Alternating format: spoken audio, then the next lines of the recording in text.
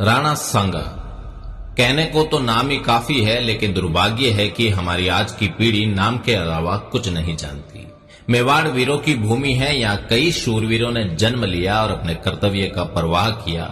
उन्हीं उत्कृष्ट मणियों में से एक थे राणा सांगा। पूरा नाम महाराणा संग्राम सिंह। वैसे तो मेवाड़ के हर राणा की तरह इनका पूरा जीवन भी युद्ध के इर्द गिर्द ही बीता, लेकिन इनकी कहानी थोड़ी अलग है। राणा सांगा ने अपने जीवन काल में 100 से अधिक युद्ध लड़े और इन युद्धों के दौरान राणा सांगा ने अपनी एक आंख, एक हाथ और एक पैर गंवा दिया। फिर भी राणा रुका नहीं, झुका नहीं।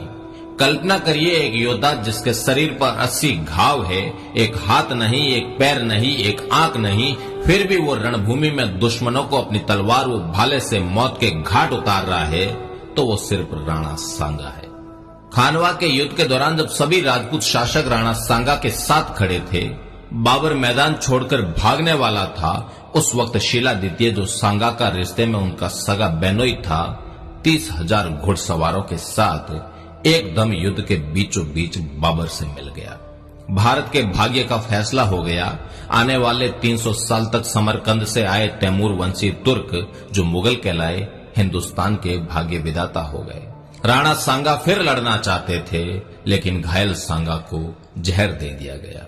इतिहास के पन्ने कुर हकीकतें होती है। सुखद बॉलीवुड फिल्मों जैसा उसका अंत नहीं होता।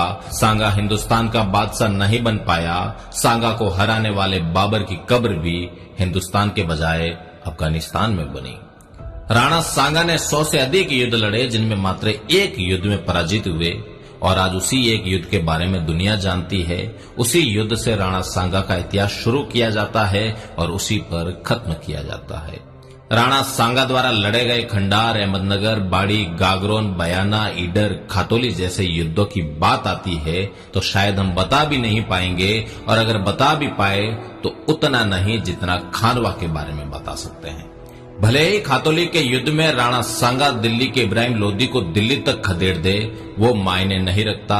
बयाना के युद्ध में बाबर को भागना पड़ा हो, वो भी मायने नहीं रखता। मायने रखता है कि बाबर से खानवा के युद्ध में राणा सांगा हार गया।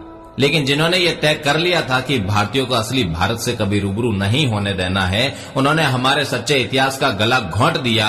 जिन बच्चों के खिलौने भी शेर और भाले थे, जिनके जीवन का अंत ही रण था, उनको इतिहास के अंधेरे में दबाकर मार दिया गया। वो भी ऐसे गला घोंट कर मारा गया कि किसी को चीख तक सुनाई ना दे।